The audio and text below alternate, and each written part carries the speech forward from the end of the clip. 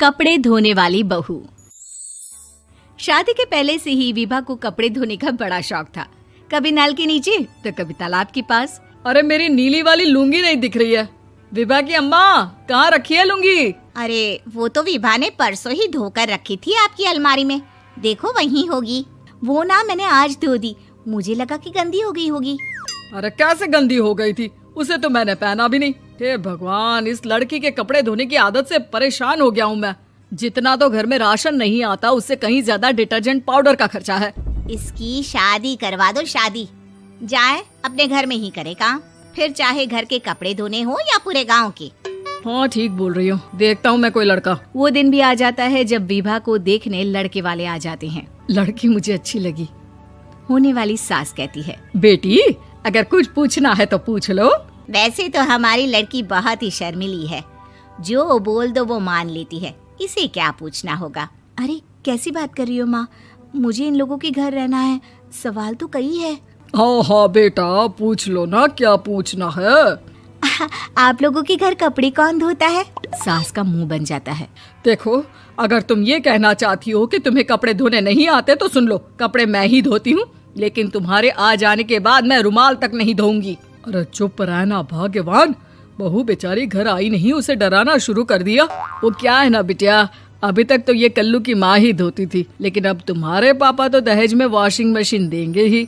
तभी विभा की माँ बोल पड़ती है, सवाल भी पूछा तो क्या। वैसे भाई साहब, मशीन की तो फिर भी कपड़े धोने की कैपेसिटी होती है। मतलब जो बिटिया दे रहे हैं ना विभा, इसे कपड़े धोने का बहुत शौक है। ये आप लोगों के क्या, आस पड़ोस गांव मोहल्ले सबके कपड़े धो दे और उफ तक ना करे। बाहर देखा नहीं आपने कितने कपड़े सूख रहे हैं? सब हमारी बिटिया ने ही तो धोए हैं। बस भी करो ना माँ, शर्म आ रही इतनी तारीफ सुनकर। और तो और एक दाग निकाल कर दिखाओ तो मान जाऊं। हाँ अच्छा, माफ करना बेटा, मैंने गलत समझा।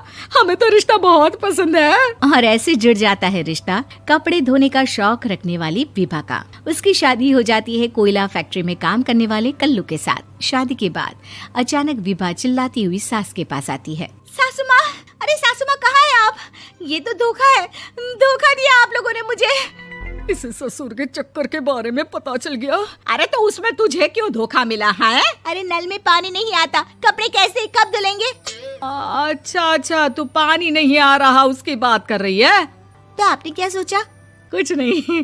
अच्छा, तेरी माँ ने कहा था कि कपड़े धोने का शौक है तुझे, याद आया मुझे। शौक बोलकर कपड़े धोने वाले मेरे जुनून को कम ना आके सासू माँ, कपड़ा धोना मेरा गुरूर है। तभी पति भी वहाँ आ जाता है। अभी मैंने इसे सनी देओल की फिल्म दिखाई है, उसी के डायलॉग मार रही है माँ। अच्छा सुन, साफ साफ बता रही हूँ, पानी सुबह 4 से 6 और शाम को 10 से 12 आता है, समझी? विभा टाइमिंग सुनकर हैरान हो जाती है। ये क्या भूतों का मोहल्ला है? सुबह 4 बजे उठकर कौन कपड़े धोता है? 4 बजे टंकी में पानी जाता है, फिर सारा दिन धोना ना, किसने मना किया? अरे कैसी बात कर रही हैं? 200 लीटर की टंकी में कितने कपड़े धो लूंगी मैं? सुबह ही उठ जाऊंगी मैं। अब क्या था, विभा सुबह 4 से लेकर रात के 12 बजे तक कपड़े ही धोती रहती। एक रोज सास पड़ोस से निकलकर कहीं जा रही होती है कि साथ वाली कहती है, हाँ कल्लू की माँ, जरा ये बताओ कि 2 साड़ी है, 2 ब्लाउज और एक पेटीकोट और एक नाड़े वाला लंबा कच्छा। हाँ तो? अरे तो क्या, कितना लोगी धुलाई ये बताओ। धोबन दिख रहे हैं हम क्या? हमारे पति सरकारी नौकरी से अभी रिटायर हुए हैं और बेटा सुपरवाइजर है कोयला फैक्ट्री में। धोबन समझ रखा है हमें? हाय रे कल्लू की अम्मा, माफ कर दो, वो तो मोहल्ले में यही सब बता रहे थे कि तुमने बहू को कपड़ा धुलवाने के काम में लगा दिया है। सास को पड़ोसन की बात सुनकर गुस्सा आ जाता है। वो घर पहुंचती है जहां घर के बाहर ही इतने सारे कपड़े सूख रहे होते हैं जितने कि किसी धोबन के घर पर। अरे ओ कल्लू की दुल्हन, बाहर निकल। माँ जी यहीं आ जाओ, बाथरूम में चादर धो रहे हैं हम। अरे अभी हम धोते हैं, तुमको बाहर निकलो। ये आस पड़ोस वाले बोल रहे हैं कि हम बहू से कपड़े धुलवा कर उसे कपड़ा धोने वाली बना दिए हैं। अरे छोड़ो ना माँ जी, किन लोगों की बातों में आती हो? आस पास के लोगों का तो काम ही होता है कि वो किसी तरह सास बहू को लड़ा दे। बहू सारे घर के कपड़े धोती है, ये क्या कम है? बोलिए। सास को भी लग जाता है कि वो बहू का ये सनकीपन नहीं छुड़वा सकती, इससे अच्छा है कि खुद ही चुप हो जाए। एक रोज सास और बहू मंदिर जाते हैं, जहाँ सास की साड़ी वहाँ खड़ी भीख मांगने वाली से मिलती है। माँ जी क्या बात है, आपकी साड़ी उस भिखारन से कितनी मिल रही है ना? हाँ हाँ देखो तो, दोनों की साड़ी मिल रही है। क्या बात है कल्लू की अम्मा, तुम खुद को तो अफसर की बीवी बताती हो और ऐसी सिंपल सी प्लेन साड़ी पहनकर घूमती हो। सिंपल और प्लेन नहीं है ये साड़ी। तो क्या सोने के धागे से फूल बने हैं? कुछ भी सासू माँ, कुछ भी।